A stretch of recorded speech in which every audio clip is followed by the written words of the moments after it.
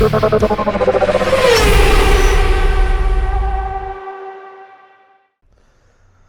वालेकुम, my name is Ahmed Jamal और आप देख रहे हैं लक्स मोटिव।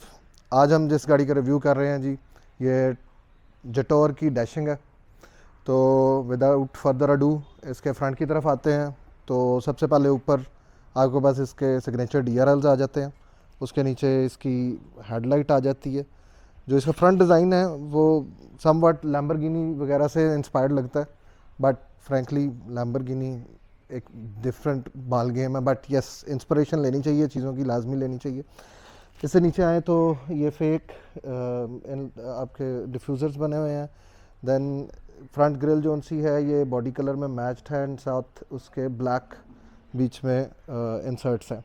और इंसर्ट्स जो से हैं उसमें से एयर की वेंटिलेशन के लिए गैप्स भी छोड़े गए हुए हैं। और नीचे आते हैं तो आपका फ्रंट कैमरा आ जाता है और उसके नीचे सिल प्लेट दी गई है जिस पे आप अपनी नंबर प्लेट इंस्टॉल कर सकते हैं। नीचे आपका रडार सेंसर आ गया, ऊपर जेटोर की बैजिंग है। इसी तरह ऊपर आते हैं बोनट की तरफ तो बड़ी ख़ूबसूरत दो करैक्टर लाइंस जो सी हैं वो सेंटर से होके तो राइट और लेफ़्ट फेंडर्स की तरफ जाती हैं। देन सेकंड वन जो सी है वो थ्रू एंड थ्रू फेंडर पे जाके यहाँ पे एंड होती है। अब इसके साइड प्रोफाइल पे आ जाते हैं। साइड पे आते हैं तो इसका जो फ्रंट फेंडर है उसकी हाइट ऑब्वियसली SUV है, तो उसको स्टांस देने के लिए ये काफ़ी ज़्यादा रखी गई है। लेकिन इसका जो ऊपर वाला हिस्सा है जो आपके बोनट के साथ आता है वो बड़ा स्लीक और बड़ा स्मार्ट सा है। इसके बाद इसके फ्रंट डोर की तरफ आते हैं तो इसमें साइड मिरर आ जाता है सबसे पहले ऊपर, जो कि डोर माउंटेड है और बॉडी कलर और पियानो ब्लैक फिनिश में है। इसमें स्कल लाइट आ जाती है और नीचे 360 डिग्री कैमरा है। उसके बाद डोर में नीचे आते हैं तो ये एक और करैक्टर लाइन है जो फ्रंट डोर से शुरू हो रही है और रेयर डोर पे जाके फेड आउट हो जाती है just before the end of the door. उससे नीचे ब्लैक ट्रिम है जो साइड स्कर्ट्स के तौर पे लगी हुई है, जिसमें ऊपर कुछ चेकर्ड पैटर्न है, उससे नीचे पियानो ब्लैक है एंड देन ब्लैक अगेन। और इसमें जो इसकी डोर सिल है वो दरवाजे के साथ ही खुलती है ताकि इन केस ऑफ अगर बारिश है या गाड़ी कीचड़ वगैरह में से होकर आई है तो आपके कपड़े वगैरह यहाँ से गंदे ना हो। सिमिलरली बैक डोर पे भी ये ओवरऑल पियानो फिनिश है, क्रोम के एक्सेंट्स हैं all around the Windows and ये भी हिडन डोर है, हैंडल है और इस तरह से ये खुलता है। ओपनिंग इसकी बेहतर है, इतनी थोड़ी ज़्यादा हो सकती थी बट इट्स गुड। सबसे अहम चीज़ जो आपको इसके साइड प्रोफाइल में नज़र आती है वो इसके machine finish and smoked grey alloy wheels हैं जो आते हैं 19 इंच डाया में और they are wrapped in 235 55 R19 tyres. Factory fitted जो टायर्स आ रहे हैं आपके पास वो गिटी का टायर है। मैंने ड्राइव करके देखा है, टायर इज़ गुड बट मुझे लगता है कि इसका शोर ज़्यादा है। अगर इस गाड़ी को और इन्जॉय करना है तो इसके टायर्स चेंज कर लिए जाएँ तो ज़्यादा बेहतर हो जाएगा। अब आते हैं गाड़ी की बैक की तरफ। तो बैक भी समवट रेसिंग कार या लोग जो कह रहे हैं या मीडिया जो कह रहा है वो ये है कि लैम्बोर्गिनी इंस्पायर्ड है। सबसे ऊपर आते हैं तो ये एक स्पेस शिप टाइप आपको एक स्पॉइलर मिल जाता है जिसमें आपके पास हाई माउंटेड लाइट्स हैं। आई डोंट नो ये सेंटर में क्या है, इफ़ यू नो तो do let me know in the comments. नीचे आते हैं आपके पास बोनलेस बैक वाइपर आ जाता है। उसके बाद आपके पास F1 flag styled chequered tail lights आ जाती हैं, जिनकी बहुत अच्छी चीज़ ये है कि ये यहाँ बैक से स्टार्ट होके तो साइड पर जाके ये बूमरैंग की शेप भी बनाते हैं। नीचे आते हैं तो बॉडी कलर आपको बम्पर मिल जाता है एंड देन ब्लैक डिफ्यूज़र है जिसमें बहुत एग्रेसिव किस्म के डिफ्यूजन स्लॉट्स बने हुए हैं जो बहुत ज़बरदस्त लगता है और सेंटर्ड VN भी है इसके अंदर। पीछे आपके पास जेटोर की बैजिंग डैशिंग की बैजिंग आ जाती है। गाड़ी की बिल्ड क्वालिटी को थोड़ा सा एक्सप्लेन ऐसे ही मतलब मुझे लगता है कि जो इसके ये लगे हुए हैं स्प्लैश गार्ड्स या mud guards under the front wheel wells, ये सारी फेल्ट लाइंड है, ठीक है, और ये वो टिपिकल प्लास्टिक नहीं है। और जनरली ओवरऑल हर चीज़ की फिट एंड फिनिश बहुत ज़बरदस्त है। और इसी तरह जैसे फ्रंट के अंदर फेल्ट लाइंड लाइनर है आपके व्हील वेल में, तो बैक के अंदर भी ये फेल्ट लाइंड लाइनर ही है। और ओवरऑल आप देखें इसकी मशीन फिनिश और हर चीज़ की फिटमेंट, तो frankly I am very impressed with it. Overall ठीक है, पहले दिन तो बंदा वैसे ही थोड़ा सा क्या कहते हैं हुआ होता नेगेटिव नई चीज़ को लेके कि नहीं ये तो अच्छी नहीं लग रही है, ये तो बिल्कुल मज़े की नहीं लग रही।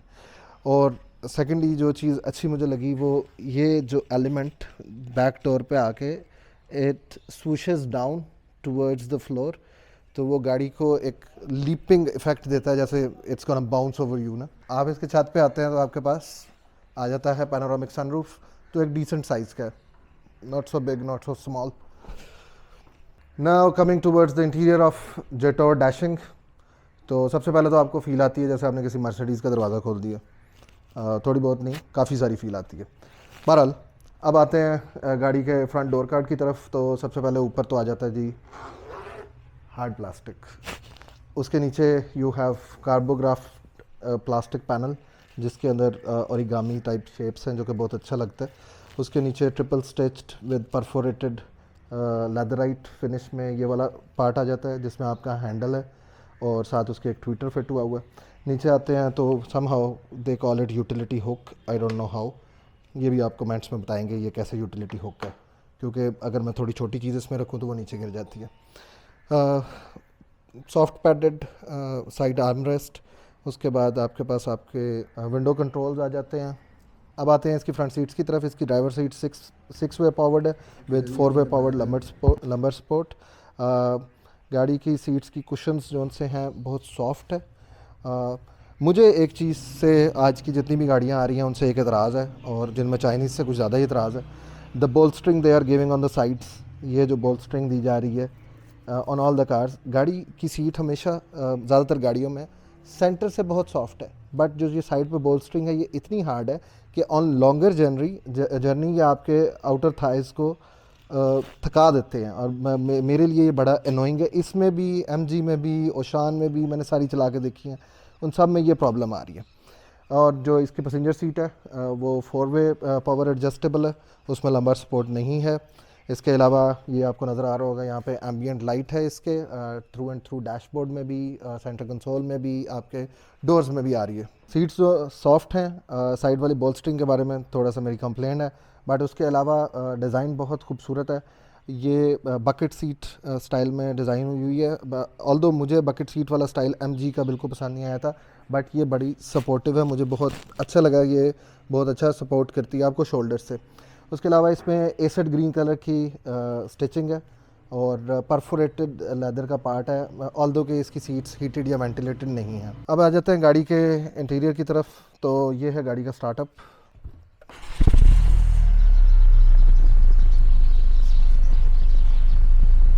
तो अब बात करते हैं गाड़ी के डैशबोर्ड के बारे में। तो इसमें जो स्टीयरिंग है ये बहुत ज़्यादा इंस्पायर्ड है मर्सिडीज़ से। इसके जो ये कंट्रोल्स हैं साइड वाले, दीज आर मतलब इन्होंने कॉपी करने की कोशिश की गई हुई है, बट इसमें काफ़ी सारी चीज़ें मिसिंग है, जैसे ट्रैक पैड होता है मर्सिडीज़ में वो इसमें नहीं है, और इसका जो स्टीयरिंग है वो फ्लैट बॉटम है। तो राइट साइड पे आपके पास इंडिकेटर हेडलाइट्स के कंट्रोल आ जाते हैं, लेफ़्ट साइड पे आपके पास वाइपर्स के कंट्रोल आ जाते हैं। वाइपर्स भी इसके रेन सेंसिंग वाइपर्स हैं और हेडलाइट्स भी ऑटो हेडलाइट्स हैं। उसके बाद राइट साइड पे आते हैं तो ये भी थोड़ा सा पैनल कॉपी किया गया हुआ मर्सिडीज़ का, बट उसमें यहाँ पे आपके पास हेडलाइट के कंट्रोल्स होते हैं। इसमें आपके पास साइड मिरर्स के कंट्रोल्स हैं, you can adjust the height of your headlights, और डायरेक्शन ऑफ का बटन आ जाता है। इसके अंदर 2 डिजिटल डिस्प्लेज आते हैं, एक आपका ओडोमीटर है और एक आपका इंफोटेनमेंट स्क्रीन है, दोनों 10.25 इंच के हैं। और इसके अलावा इसमें एंड्रॉयड ऑटो और एप्पल कारप्ले वायरलेस आता है। ऊपर आ जाते हैं तो आपके पास एसिड ग्रीन स्टिचिंग है। सबसे पहले तो ये एसिड ग्रीन स्टिचिंग है जो आपके एसी वेंट्स के राइट वाले एसी वेंट से होके लेफ़्ट वाले एसी वेंट तक जा रही है। और फिर ऊपर आपके पास ये soft padded leatherette material type या इंजेक्शन मोल्टेड प्लास्टिक है, एसिड ग्रीन स्टिचिंग हुई हुई है। उसके बाद ये ऊपर प्लास्टिक पैनल है। उसके बाद लेफ़्ट पे आते हैं तो आपके पास आपका पुश स्टार्ट बटन आ जाता है, और फिर सेंटर में आपके पास इंटरेस्टिंगली इनफ इसमें मर्सिडीज़ की तरह 3 सेंटर वेंट्स आते हैं। उससे नीचे आपके पास टच बेस्ड एसी कंट्रोल्स हैं, इसमें पैडल शिफ्टर्स भी आते हैं, और इसमें टिल्ट एंड टेलीस्कोप एडजस्ट भी है। इसके बाद सेंटर कंसोल में आते हैं तो आपके पास ये सामने एक स्टोरेज का भी है जिसके अंदर आपके पास 12 वोल्ट का सॉकेट है और दो आपके पास ए टाइप यूएसबी चार्जिंग पोर्ट्स आ जाती हैं। 50 वाट वेंटिलेटेड वायरलेस चार्जर जो कि फास्ट चार्जिंग करता है, जो कि कदरे मुझे बेहतर लगा है, मैंने कल यूज़ किया।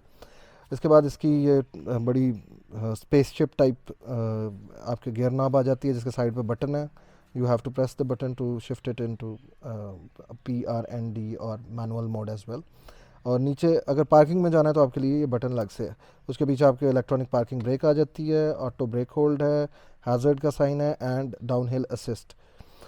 जो इस पर एक बहुत मज़े की चीज़ है कि ये स्क्रीन तो टच है ही है, लेकिन इसको आप स्क्रीन को टोटली इस डायल से भी यूज़ कर सकते हैं जो कि मर्सिडीज़ की कॉपी है।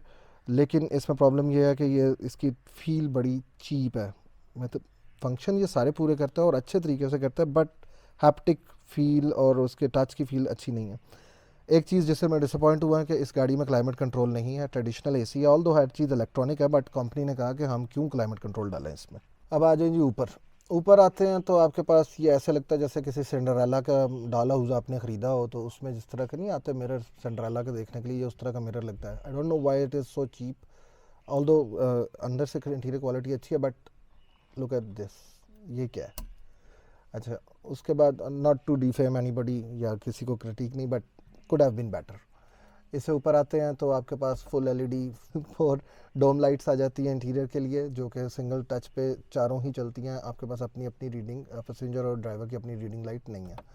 इसके बाद डोर के साथ ओपनिंग का बटन है and then you have button for your panoramic sunroof. इसमें एक और बड़ी इंटरेस्टिंग चीज़ है कि जो इसके सन वाइजर्स हैं वो ऑल्दो है तो फिक्स्ड हैं और ट्रेडिशनल है, बट जो इनकी वैनिटी लाइट है वो बिल्ट इन एम्बेडेड है, जैसे आपके घरों के अब जो आ रहे हैं आजकल उनके अंदर एम्बेडेड होती है। एक चीज़ और, जो इसकी सिल प्लेट्स हैं ऑल्दो वो एलुमिनियम की नहीं है, बट उन पर जेटोर फैक्ट्री एच है। इसका फ्रंट ग्लव बॉक्स भी एक डिसेंट साइज़ का है। आप स्टोरेज के हिसाब से बहुत अच्छी चीज़ है। और मर्सिडीज़ की एक और कॉपी भी है हमारे पास, ये नेट जोन सी है साइड पे लगी हुई है, you can put your phone in here, ठीक है। Yes, and you know glock as well. और इसमें जो सबसे इंटरेस्टिंग चीज़ है वो इसके ऑल पैसेंजर डोर्स में भी वॉइस कमांड के लिए बटन दिया गया है। फ्रंट पे भी और बैक पे भी you can click it and ask the voice command to change the climate. हवा तेज़ कर सकते हैं आप, गाना बदल सकते हैं आप, सनरूफ खुलवा सकते हैं, कुछ भी, जो what ever the necessary functions. तो ये बड़ी इंटरेस्टिंग डिफरेंट चीज़ मुझे लगी कि सारे पैसेंजर्स के पास ये कंट्रोल हुआ है। अब चलते हैं गाड़ी के बैक कंपार्टमेंट में। तो दरवाज़ा खोलें तो बैक जो आपका डोर कार्ड है इट्स ऑलमोस्ट द सेम, और यहाँ पे भी आपके पास वॉइस कमांड की ऑप्शन मौजूद है। यहाँ पे वो जो आगे एसिड ग्रीन कलर के यूटिलिटी हुक्स थे वो यहाँ पे अवेलेबल नहीं है। ये entry exit is very nice. Ambient light भी यहाँ से डिलीट हो चुकी है, वो आगे ही चल रही थी, बस पीछे नहीं आई। ओह वाह, इंटरेस्टिंग चीज़ ये है कि यहाँ पे वो वाली बॉल स्ट्रिंग नहीं है जो अगली सीट्स में, जिनसे मुझे एतराज़ है।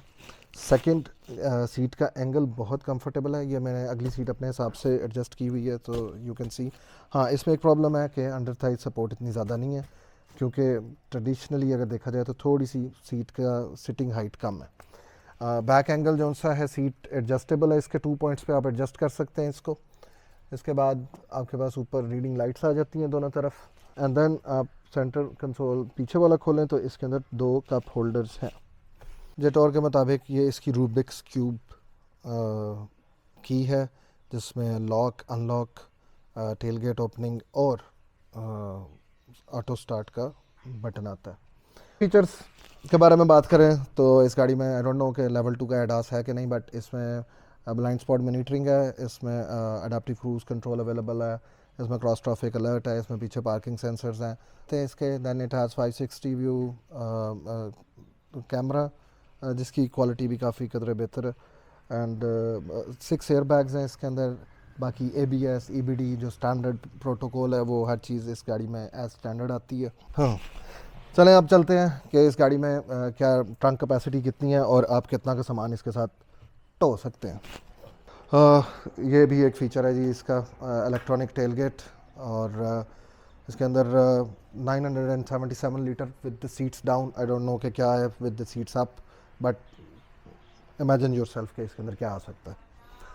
और इसके अंदर फैक्ट्री फिटेड शेड भी आता है, लगेज कंपार्टमेंट कवर जिसे कहते हैं। और इसमें बहुत मज़े की चीज़ है, इसके दोनों तरफ एलईडी लाइट्स हैं और ये पूरी तरह लिट रहता है। नीचे आते हैं तो आपके पास स्पेस सेविंग स्पेयर व्हील भी अवेलेबल है और आपको साथ इसका ट्रायंगल भी मिलता है, हैज़र्ड जो रेड रंग का ट्रायंगल होता है। और इसकी जो हाइट है, ये कितना खुलना चाहिए, ये आप सेंटर स्क्रीन से कंट्रोल कर सकते हैं। बटन की फील बहुत ज़बरदस्त है।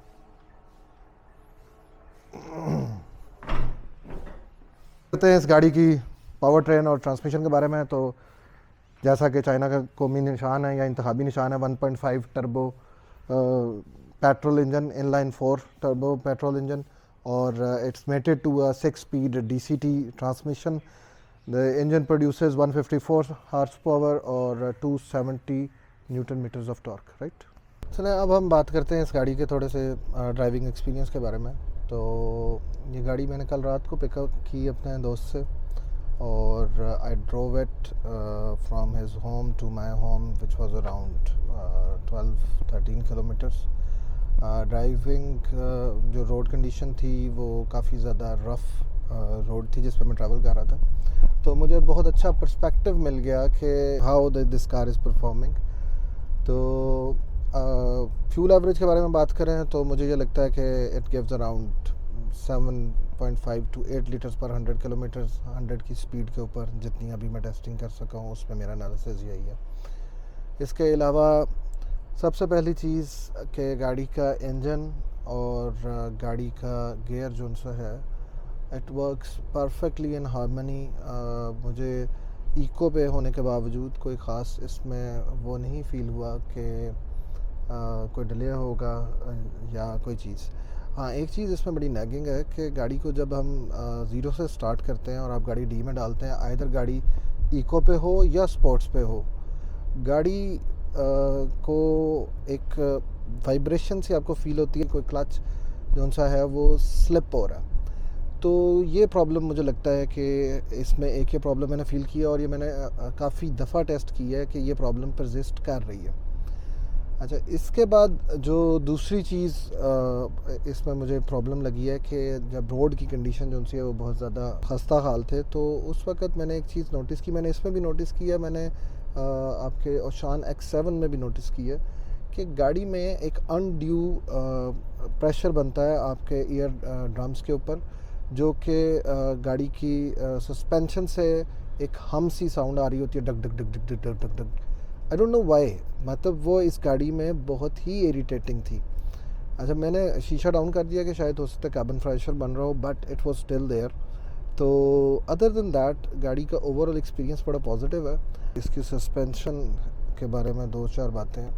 एक तो सस्पेंशन हार्ड है, जिसकी वजह से गाड़ी के अंदर बॉडी रोल बिल्कुल नहीं है, गाड़ी की हैंडलिंग बहुत ज़बरदस्त है।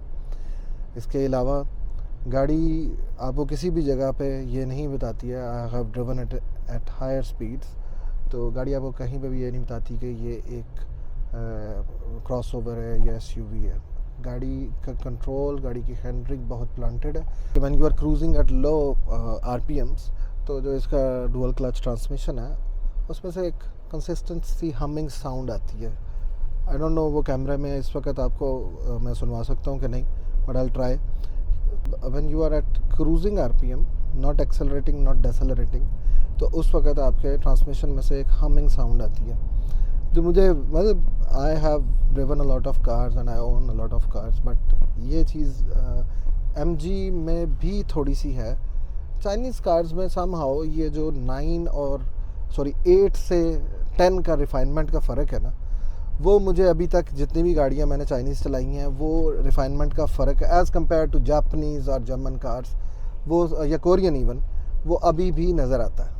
इस प्राइस रेंज में इसके कंपटीशन की बात करें तो आप चंगान ओशान X7 ले सकते हैं, जो कि 79 लाख समथिंग है उसकी प्राइस। फिर उससे ऊपर आ जाते हैं तो MGHS बेस एडिशन आ सकता है आपके पास, इट्स अराउंड 84 समथिंग। और फिर अगर आप कोरियन ब्रांड्स में जाना चाहते हैं तो इसका कंपटीशन में आप स्पोर्टेज एल अल्फ़ा ले सकते हैं।